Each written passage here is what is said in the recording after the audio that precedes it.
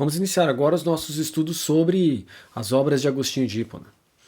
É um estudo guiado que tem como função a divulgação do conhecimento científico a partir da referência da filosofia da religião e também das ciências da religião e, sem dúvida alguma, da teologia.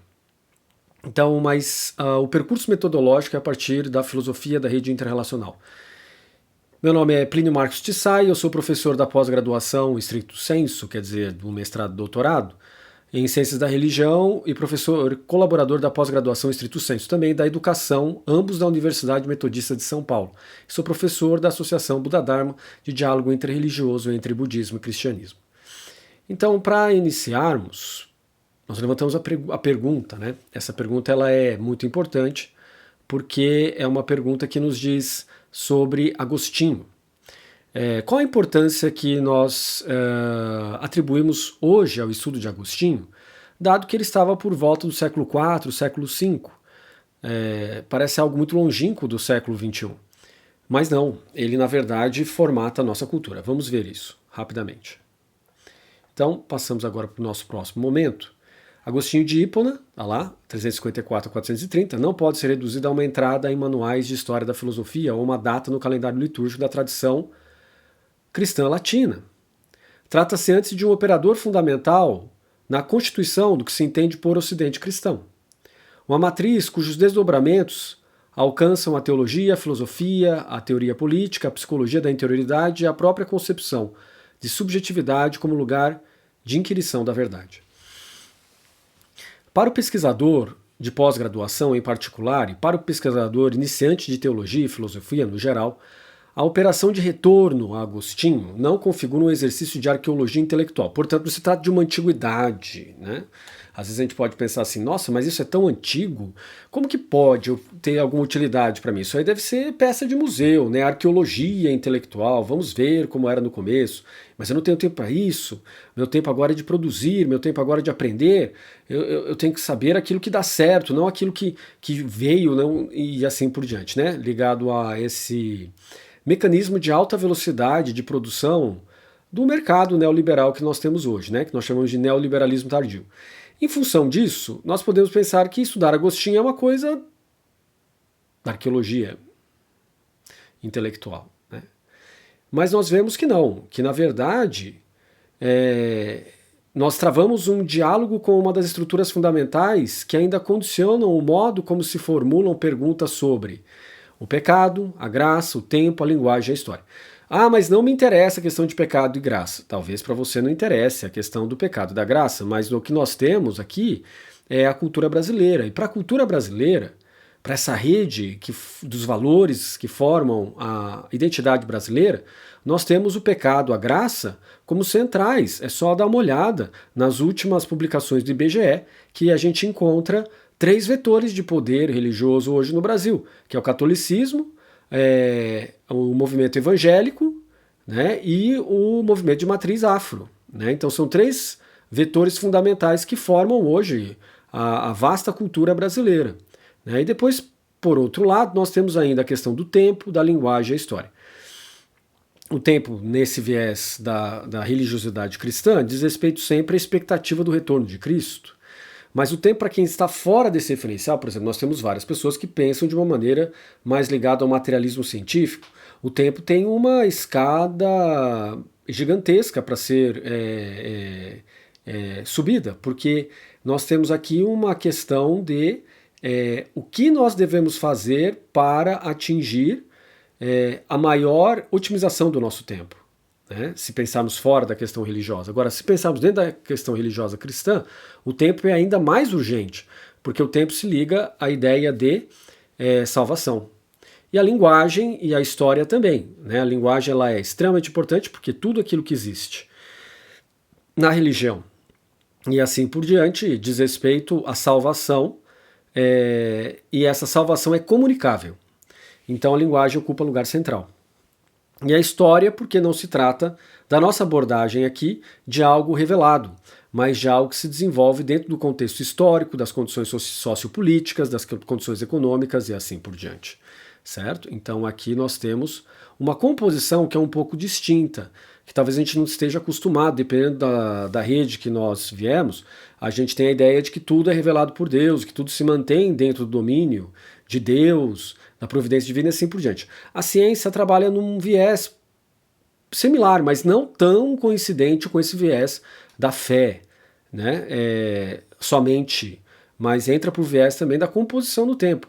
A história divina se manifesta na história humana, e essa história humana tem tempo, tem linguagem e tem o seu próprio modo de se desenvolver, aquilo que a gente caracteriza como a história, certo? Então veja, nessa introdução, o pensamento agostiniano será abordado a partir de uma perspectiva que dialoga com a filosofia da rede interrelacional. Foi desenvolvida na minha tese de doutorado em 2020 e foi publicada na revista Modernos e Contemporâneos em 2024, essa é a referência que eu faço. Por quê? Porque a revista Modernos e Contemporâneos é uma revista da Unicamp que tem o status de revista A. E esse status de revista A é muito importante, por quê? Porque ela passa por uma revisão por pares, que não conhecem quem eu sou e que aprovam ou desaprovam ou então dão correções.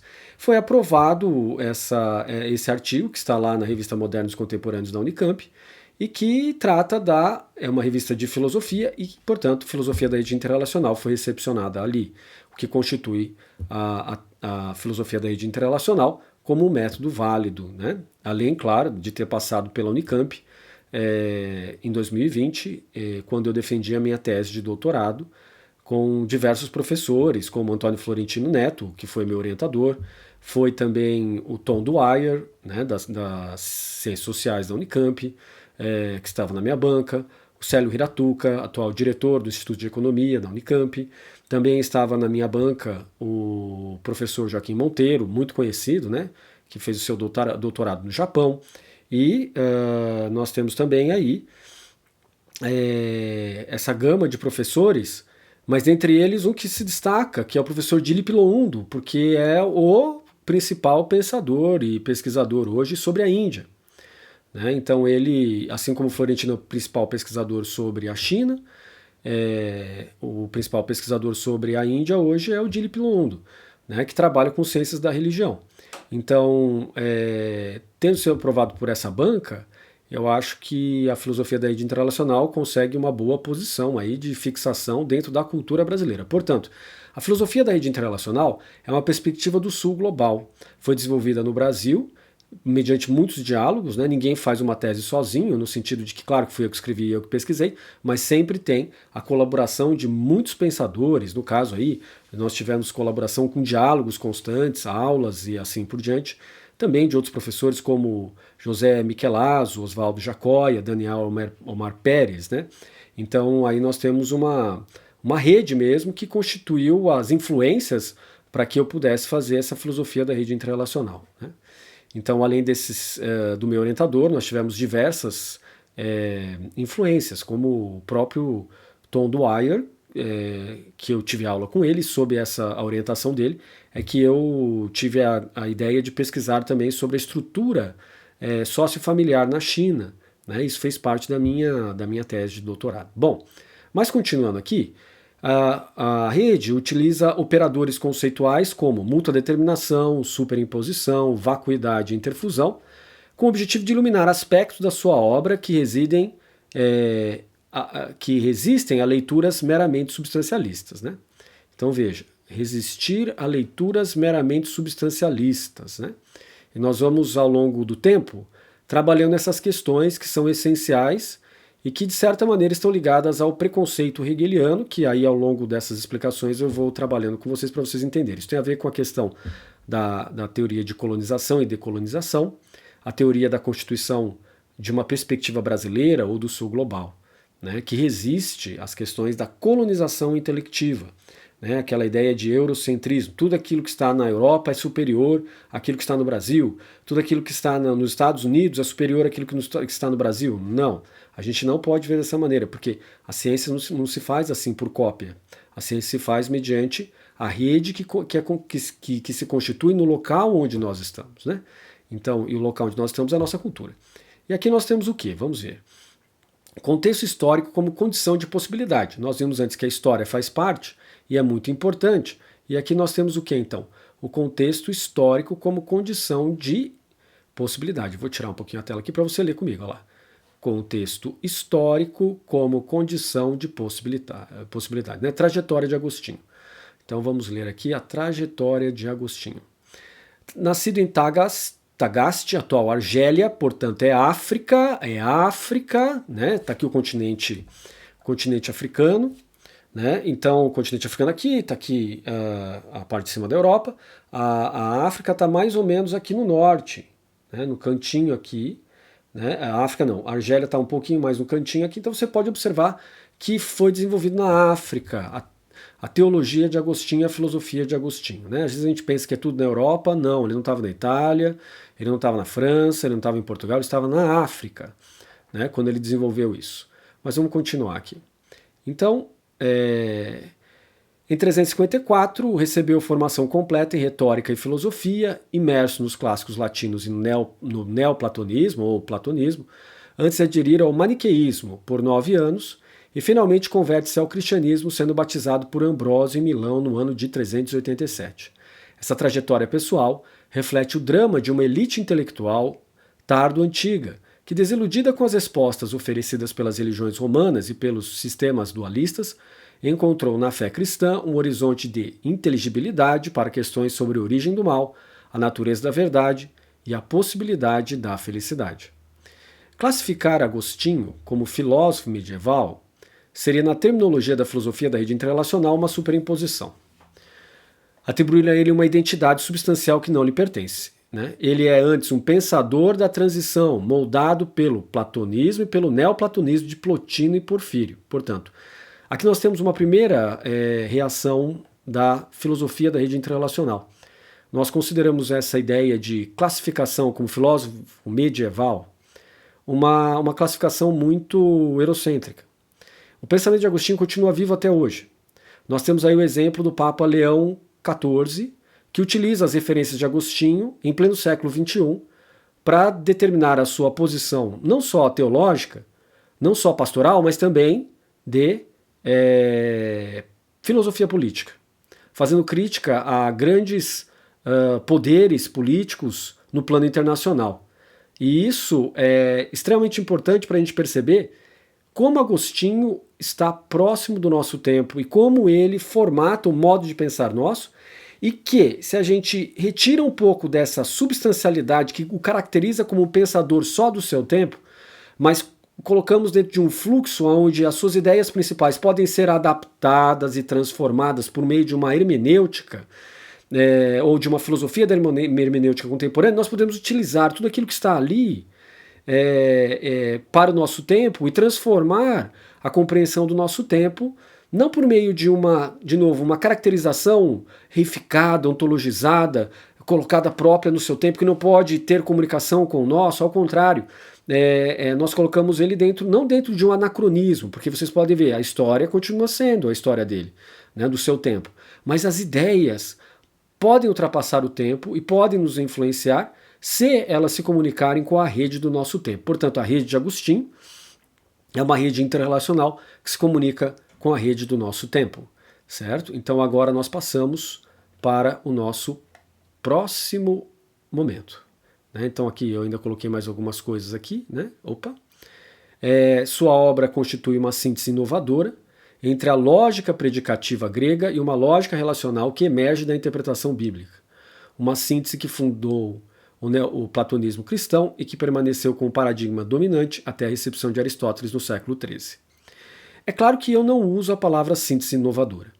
Essa questão de síntese inovadora que está aqui no meu texto é uma questão do IA, né? Então eu estou ainda aprendendo a mexer com esse aplicativo Gama, né? Mas no final dessa nossa exposição vocês vão ver que eu coloco as normas do CNPq sobre o uso de IA, né, e declaro o que eu usei aqui como IA. Então eu usei esse dispositivo, né, para criar esses slides e ele modificou o meu texto, tá bom? Então eu não uso uma síntese inovadora entre lógica predicativa e grega. Eu uso a palavra uma inter-relação entre a lógica predicativa grega e uma lógica relacional ou interrelacional que surge da interpretação bíblica. Sem nenhuma dúvida, Agostinho está lidando aqui com a interpretação bíblica, né? Para Agostinho, o que mais importa é Deus.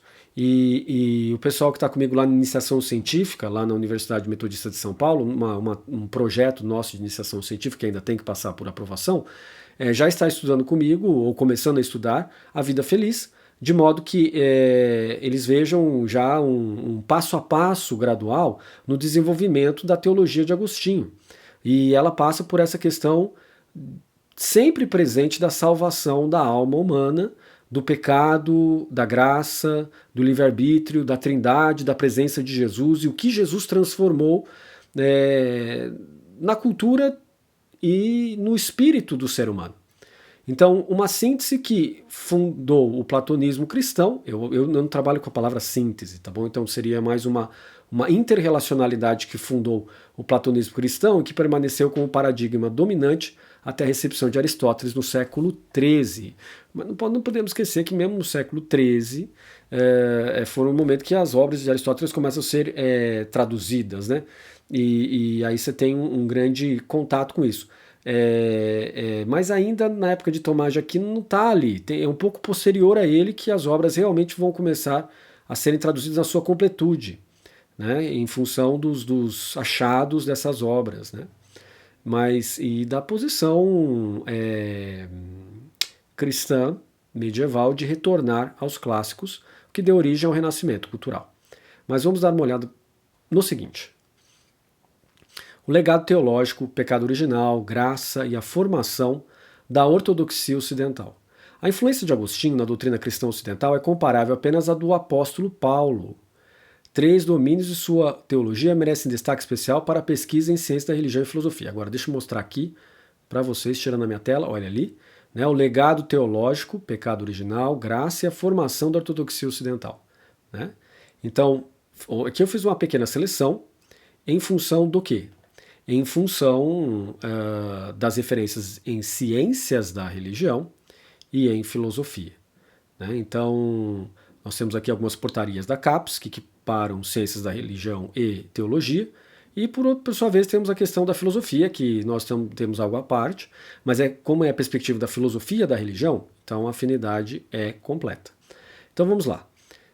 Indo agora aqui para filosofia ou teologia do pecado original e graça. Contra a visão do monge Pelágio, que defendia a capacidade humana de buscar a perfeição moral por meio do livre-arbítrio, Agostinho desenvolveu uma teologia radical da precedência da graça. Radical que não no sentido de ser extremista, mas radical no sentido de ser raiz, fundamental. O pecado de Adão não seria um mero mau exemplo, mas uma condição hereditária que corrompeu a vontade humana. Essa ênfase moldou o debate teológico ocidental por mais de um milênio e foi um dos pontos de partida da Reforma Protestante. Então, sem dúvida alguma, a questão do pecado original é algo que está presente nos escritos de Agostinho. Por outro lado, nós temos aí também que pensar a respeito da sua complementariedade, sem te usar a filosofia de rede interrelacional. O pecado original tem a sua contrapartida complementar, que é a graça. A gente não pensa só em pecado original. Toda vez que a gente pensa em pecado original, necessariamente o seu contraponto é a graça. Mas não é a graça que se estende no sentido de total afastamento.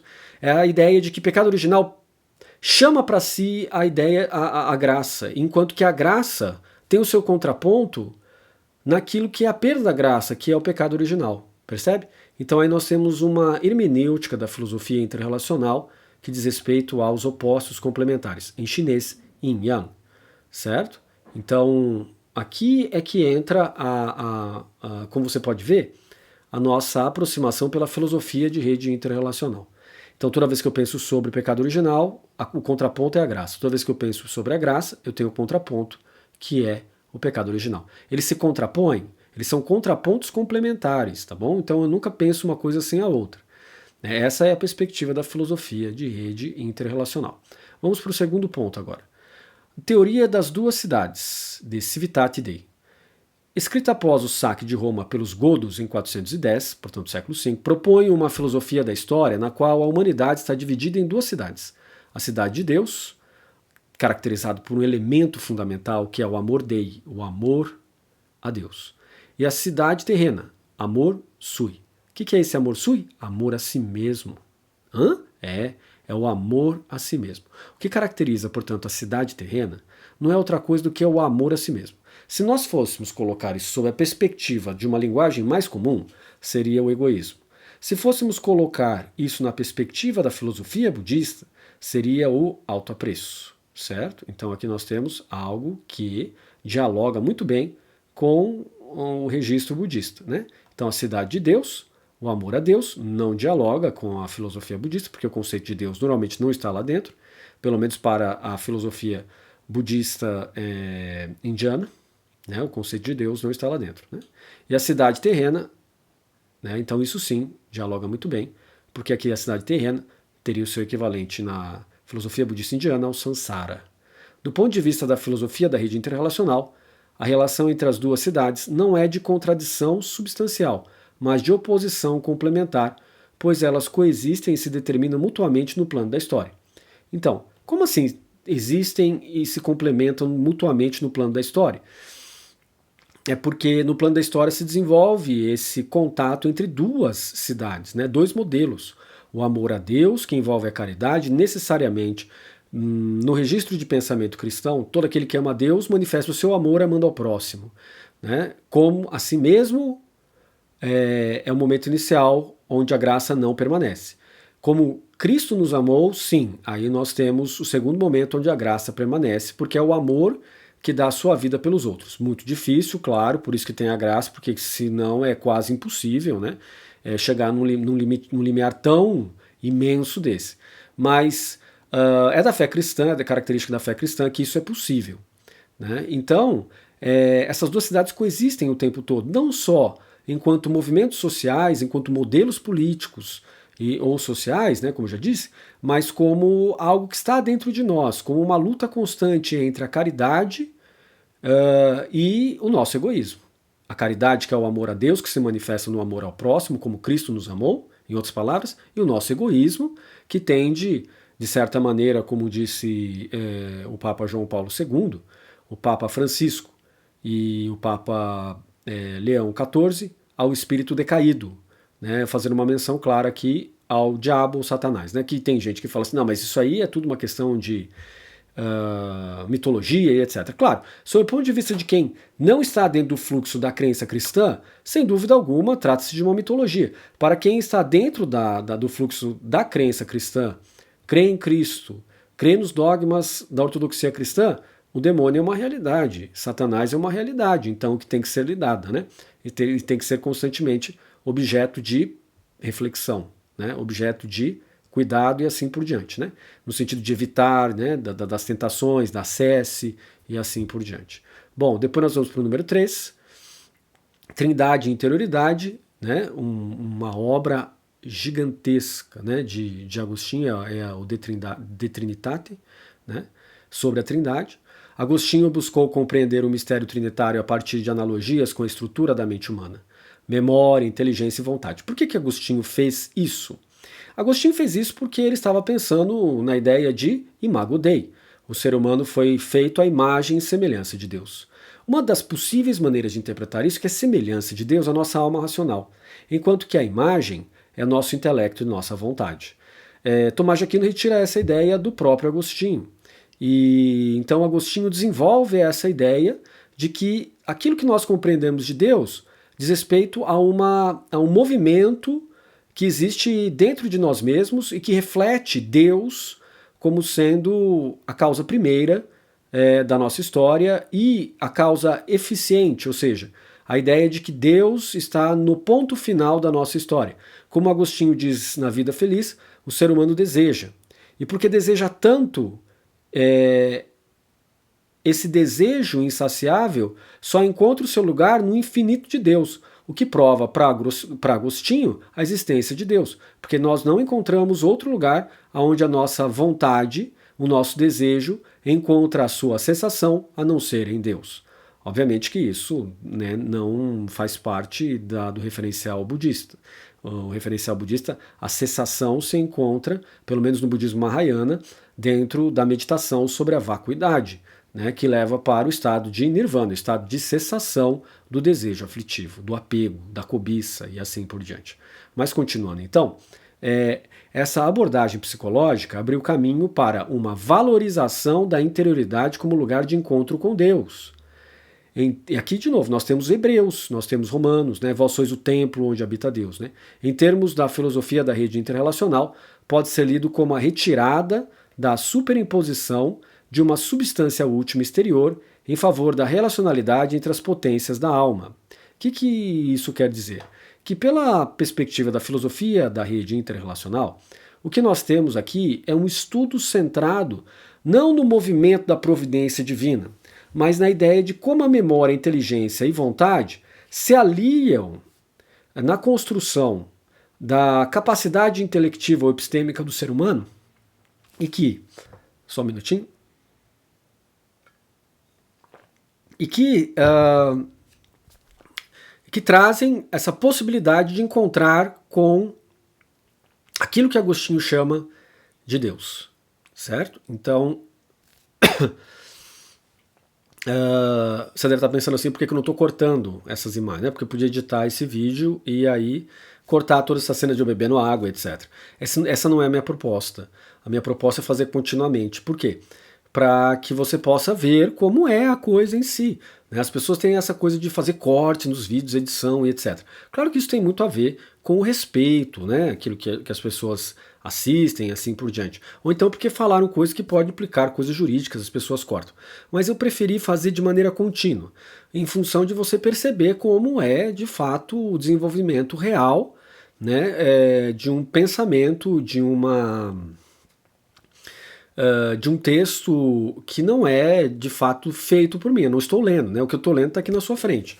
Né? Então, todos os momentos que eu coloco essa tela grande, onde aparece o meu rosto, tem a ver com o meu próprio pensamento sendo desenvolvido a partir da leitura, tá bom? Então, por isso que você não está vendo cortes no vídeo, nem vai ver, né? Mas agora vamos continuar. E aí aqui nós temos o filósofo da interioridade, o conhecimento, linguagem e tempo. Você fala, mas aonde que está isso? Então, agora vamos lá. Opa, voltou. O filósofo da interioridade, conhecimento, linguagem e tempo. Agostinho opera uma revolução silenciosa na concepção do ato de conhecer. Seu método, embora comprometido com a verdade da revelação bíblica, é marcado por um espírito de investigação incansável e uma abertura à dúvida que ecoa a tradição cética, mas sem jamais aderir ao ceticismo. Certo? Isso que significa que o espírito de investigação incansável de Agostinho acaba por se tornar algo que é emblemático na identidade cristã. Toda teologia serve, como diz Tomás de Aquino na introdução à Suma Teológica, ao desenvolvimento intelectivo. Por quê? Porque de Deus nada pode ser dito, isso veio de Agostinho também, e Agostinho também trabalha essa ideia no Doutrina Cristã e De Magister, né, sobre o mestre. Por quê? Porque nosso intelecto tem limite. Não, mas eu fui batizado no Espírito Santo, eu recebi o Senhor, eu tive a experiência de Cristo ressuscitado. Claro, isso faz parte do campo religioso, da experiência religiosa, né? Você ora em línguas e assim por diante, isso é ótimo, mas aqui, no que nós estamos abordando, é outra coisa. Não estamos desprezando nem colocando de lado a sua experiência com Jesus ressuscitado.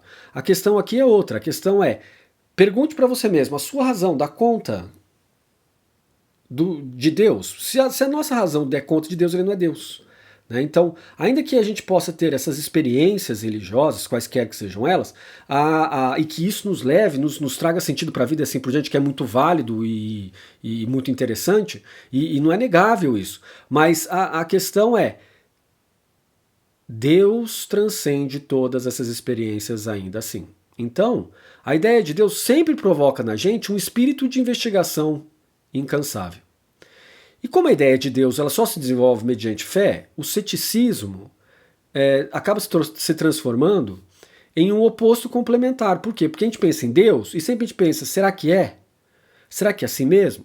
Mas será que eu não estou enganado? Isso tem a ver com um pouco do ceticismo, com a dúvida. Né? Então, é característico da nossa razão natural esse pensamento. Né? Qual pensamento?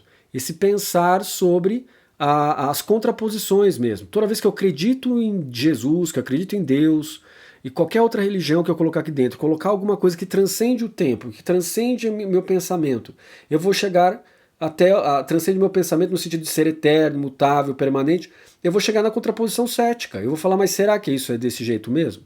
Né? É característico, por exemplo, da filosofia budista, o pensamento de Nagarjuna, e muitos intérpretes ocidentais e também orientais colocam como sendo um ceticismo budista, que muitas pessoas dizem não, né? Mas o próprio Dalai Lama diz que existe uma grande característica de um certo ceticismo no pensamento de Nagarjuna.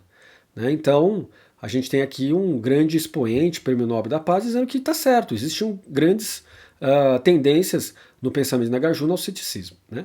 E isso significa o quê? Isso significa que Nagarjuna era muito religioso, porque pelo oposto complementar, Nagarjuna estava pensando, sem dúvida alguma, no Nirvana, na possibilidade de sair do sofrimento da roda de renascimento que é o Sansara, né, na filosofia budista e na religião budista. Renascimento, portanto, no budismo é ruim, né, não leva para a evolução. E Nagarjuna, pensando sobre isso, chega à conclusão de que será que existe isso mesmo? Né? Então, será que existe mesmo Nirvana? E assim, por exemplo, ele existe, como é que ele existe? Né? E aí nós temos a Sabedoria Fundamental do Caminho do Meio, que é um livro no qual Nagarjuna escreve isso. O meu amigo Giuseppe Ferraro fez uma tese que foi indicada para a premiação CAPES em função de uma tradução que ele fez e um comentário contemporâneo. Né? Ele não usa fontes clássicas, mas ele usa fontes contemporâneas de estudiosos budistas, dos estudos budistas e outros estudiosos também, e que é um livro muito interessante que foi feito pela editora FI. Mas vamos continuar aqui. Teoria do conhecimento e iluminação. Peraí, mas tem uma teoria da iluminação no budismo? No budismo tem. E no cristianismo de Agostinho também tem uma teoria de iluminação. Elas são coincidentes? São iguais? Não, não são iguais. São muito distintas, tá bom? Só o termo iluminação que parece, mas ele não chega tão longe assim. É um termo muito interessante que nós vamos explorar aqui, mas eles não são coincidentes, em quase todos os aspectos são distintos, né? Mas vamos continuar. Teoria do conhecimento e iluminação, ou seja, epistemologia e iluminação. Integrando o platonismo, Agostinho defende que o conhecimento das verdades eternas não provém dos sentidos, mas de uma iluminação divina. Deus, como luz inteligível, torna possível à razão humana julgar e reconhecer as ideias eternas. Os dois polos de seu pensamento, crede ut intelligas, creio para que eu possa entender, e intellige ut credas, entendo para que possa crer. Na linguagem, veja, eu alterei o tempo, tá bom? Dessas traduções aqui em latim, ok? Para quê? Para que ficasse mais fácil de eu falar com vocês, né? Senão fica, fica mais ou menos assim, crer para inteligir e inteligir para crer. Né? Mas não é bem isso ainda, tá bom? Assim, né? Pelo método da equivalência formal não ficaria também desse jeito. Mas vamos continuar. A ideia é você conseguir pegar o sentido da coisa. Creio para que eu possa entender, entendo para que eu possa crer. Na linguagem da filosofia da rede interrelacional, trata-se de uma operação que afirma a mútua determinação entre fé e razão. Né? Então nós temos aqui uma mútua determinação entre fé e razão. Porque creio, fé, para que eu possa entender, razão, e razão, entendo, para que eu possa crer, fé. Né? Então, fé e razão estão no viés da mútua determinação. Depois nós temos filosofia da linguagem dos signos. Né? Sua obra de doutrina cristiana estabeleceu as bases para a semiologia ocidental, ao propor uma teoria do signo como algo que remete a algo além de si mesmo. Ele distinguiu entre signa naturalia, signos naturais, e signa data, signos convencionais como as palavras.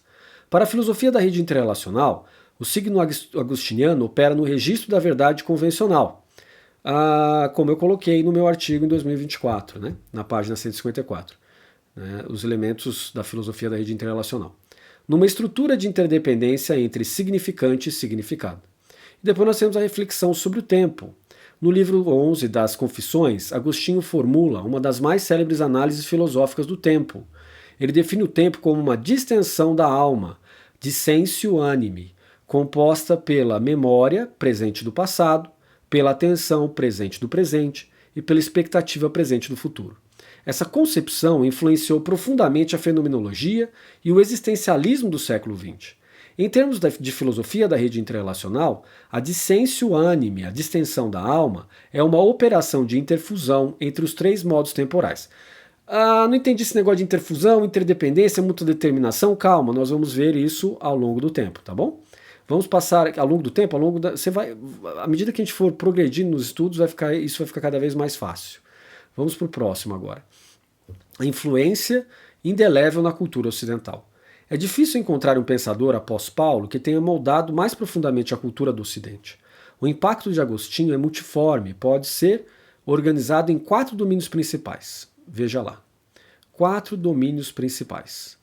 Então, de novo aqui, é difícil um pensador após Paulo que tenha moldado mais profundamente a cultura do Ocidente do que Agostinho. Veja o que está sendo falado aqui. O impacto de Agostinho é multiforme e pode ser organizado em 4 domínios principais. Quais são esses 4 domínios principais? Está aqui. O primeiro domínio é na teologia. Fixou o vocabulário e os problemas centrais do debate sobre a graça, a predestinação e a natureza da igreja, que nós vamos ver com pormenor à medida que a gente vai avançando no estudo das obras, influenciando tanto o catolicismo romano, que o reconhece como doutor da igreja, quanto o protestantismo. Lutero, Calvino, Armínio, Wesley, todos eles olham para Agostinho. A hermenêutica agostiniana dos evangelhos sinóticos já continham em germe as tensões que mais tarde explodiriam na Reforma. O que é os evangelhos sinóticos? São os 4.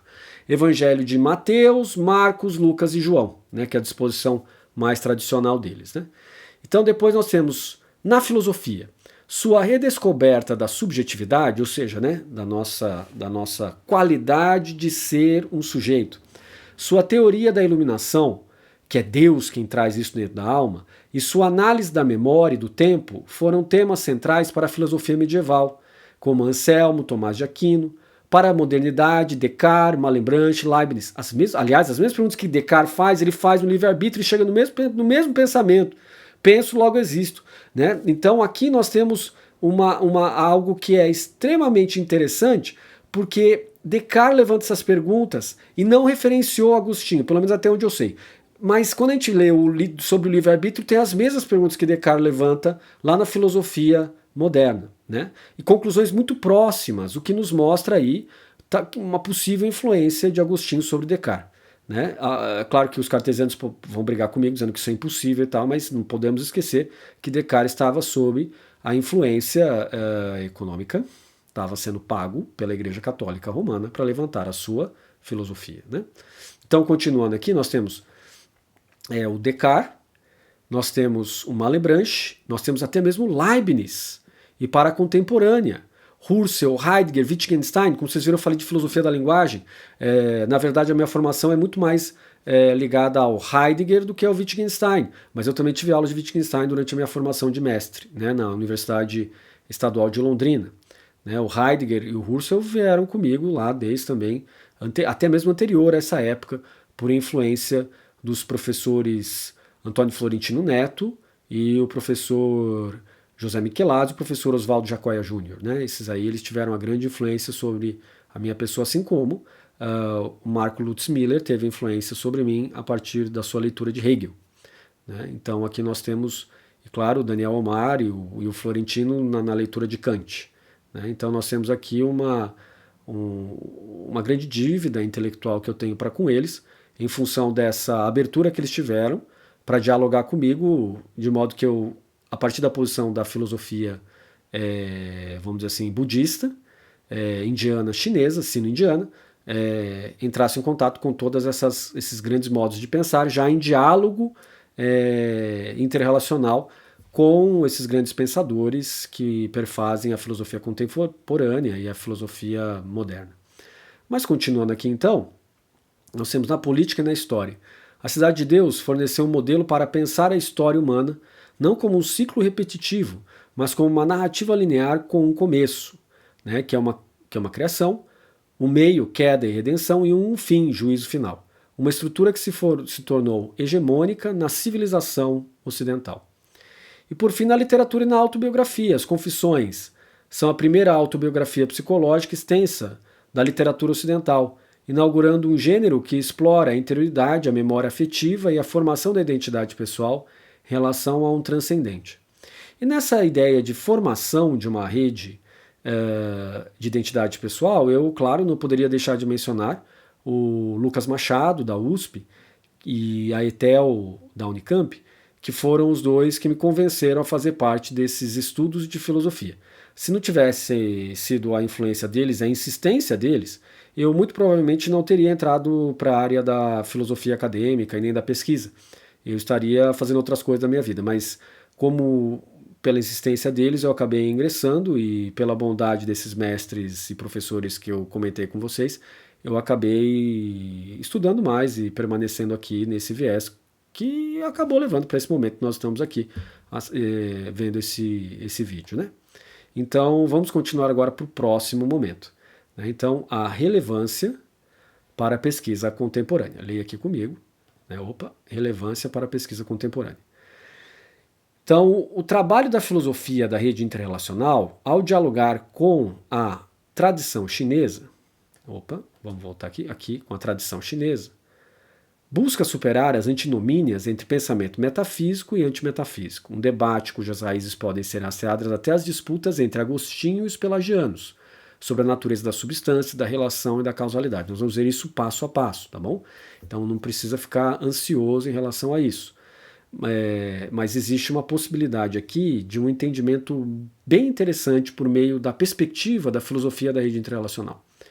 Agora, na coluna do meio, nós vamos ler o seguinte. Ler Agostinho hoje não é um exercício de arqueologia intelectual, é um diálogo com uma das matrizes fundamentais do pensamento ocidental, cujos ecos ressoam na filosofia, na política, na economia, também, por incrível que pareça, na economia, na teologia e na cultura até os dias atuais. E por fim nós temos aqui, para os estudantes de teologia e filosofia, os mestrandos e os doutorandos, Agostinho continua sendo um interlocutor vivo e desafiador. Sua obra oferece ferramentas para pensar questões que permanecem abertas. A tensão entre determinismo e liberdade, a natureza da linguagem e da interpretação, a relação entre fé e razão, a formação da subjetividade, a ética das emoções e a filosofia da história. Certo? Então nós temos aqui uma tensão entre determinismo e liberdade que leva para a sua complementariedade de opostos. Elas se tornam opostos complementares. A natureza da linguagem e da interpretação, isso é mútua determinação. A relação entre fé e razão, opostos complementares novamente. A formação da subjetividade, isso é uma rede. Nós todos temos como nossa subjetividade, ou nosso modo de pensar, uma rede. Uma rede que determina quem nós somos. Essa rede vem do nosso pai, da nossa mãe, da nossa formação, vem da nossa formação da escola, vem da nossa formação religiosa, vem da nossa formação filosófica, vem da nossa formação na rua, vem da nossa formação no mercado. Né? Isso tudo é a nossa subjetividade. A ética das emoções e a filosofia da história. A ética das emoções e a filosofia da história é um contraposto, porque ética é aquilo que deveria ser. A filosofia da história diz respeito àquilo que acontece de fato. Né? Então nós temos aí uma contraposição que está aqui o tempo todo. O que está acontecendo de fato hoje no mundo, por exemplo, a guerra no Irã, e a ética das emoções. Isso não deveria estar acontecendo, mas mesmo assim acontece, né? Então, o que nós estamos vendo? Nós estamos vendo essa contraposição constante. Passamos agora para o próximo momento, que olha lá, é um momento fácil e rápido de ser entendido, que são as normas de transparência e integridade científica no uso de IA. Sobre o percurso de desenvolvimento dessa exposição e da pesquisa sobre as obras de Agostinho, embora a CAPES ainda não tenha emitido uma portaria específica consolidada sobre o tema até este momento, os parâmetros adotados por agências como o CNPq estabelecem princípios fundamentais aplicáveis. CNPq, portaria número 2664, de 6 de março de 2026. Um mesinho atrás aí. Institui a política de integridade na atividade científica do CNPq, estabelece em seu artigo 6º, inciso 3º, ser obrigatório declarar o uso de ferramentas de inteligência artificial generativa de qualquer espécie em qualquer fase do desenvolvimento da pesquisa, concepção, redação, análise de dados, submissão, especificando os respectivos textos e exposições eletrônicas, a ferramenta utilizada e a finalidade. Pensando nisso, vamos lá, ferramenta utilizada. Nessa exposição que eu fiz hoje e que também tem a ver com as próximas, certo? Então, portanto, nessa exposição de hoje, eu usei a ferramenta IA como eu declarei no meio da nossa exposição. Então, qual ferramenta que nós usamos? Vamos ver aqui. Vamos ver qual que a gente está usando. É a DeepSeek, modelo R1, empregada exclusivamente como suporte técnico para auxiliar na organização da estrutura textual, na sistematização de conteúdos, tabelas e na sugestão de formulações preliminares. Certo? Então, ela mexeu no meu texto também, né? E como eu não tive ainda tempo para remexer no texto, então fica esse texto da maneira como está. Então, responsabilidade do autor. Todo conteúdo gerado pela IA foi rigorosamente revisado, validado e editado pelo autor, como eu estou fazendo agora com vocês, que assume integral responsabilidade pela precisão, coerência e adequação acadêmica do material final. Sim, né? E eu já alertei para vocês que tem algumas terminologias aí que eu não uso. Limites do uso da IA. O uso da IA não substitui o juízo crítico, a expertise em filosofia da religião, dentro do registro religioso do budismo chinês e da análise filosófica e tradutória do autor, tendo funcionado apenas como ferramenta auxiliar no processo de edição e formação textual. Aqui uma pequena modificação, porque tinha aqui teologia, porque eu sou formado em teologia também sou formado em direito, também sou formado em estudos budistas, então aqui teve uma composição do próprio Yami, trazendo tudo para o budismo chinês, não faz muito sentido isso, mas tá aqui, né? Feitas devidas correções, passamos agora para o slide final, que você pode ver aí as referências que eu usei no texto, né? Aqui está o Agostinus Hipponesis e o Plínio Marcos Tissai, tá bom? O resto que eu usei está aqui, né? O resto veio de fato de informações gerais que eu já tinha comigo, informações que vocês podem adquirir em qualquer lugar como Wikipedia, etc., de acordo com as obras de Agostinho, né? É muito fácil de fazer isso. Tá bom? Então, chegamos ao final aqui da nossa exposição. Espero que vocês tenham gostado, espero que isso ajude. E a partir das nossas próximas, nos nossos próximos episódios, nós vamos começar a nossa continuidade dos episódios a partir do livro de Agostinho, que é Questões dos Evangelhos, onde ele vai trabalhar questões que são complicadas em relação aos 4 evangelhos, tá bom? É um livro bem extenso, eu estou traduzindo diretamente do latim, o método que eu uso é de equivalência formal, mas é óbvio que pela velocidade do tempo que nós precisamos e pela mera, vamos dizer assim, o objetivo aqui é a mera divulgação do conhecimento científico, eu não vou ser tão criterioso quanto eu fui treinado para ser. Então, portanto, eu vou usar o DeepSeek R1 como mecanismo para fazer a tradução e os arranjos, etc. Obviamente que eu vou revisar tudo isso, mas que aí você pode ter um contato gratuito, porque senão, né, a gente tem que comprar os livros e assim por diante, pode sair caro, a gente fica sem a possibilidade de estudá-los, mas esse Agostinho de Hipona, Agostinus Hipponesis, é um site italiano que traz aí todas as obras de Agostinho, né, dos agostinianos, né, vamos dizer assim, uma ordem da Igreja Católica Apostólica Romana que disponibilizou todos os textos de Agostinho em latim, né, tá bom? Então é isso. Grande abraço para todos, vejo vocês no nosso próximo episódio com Questões do Evangelho. Até mais.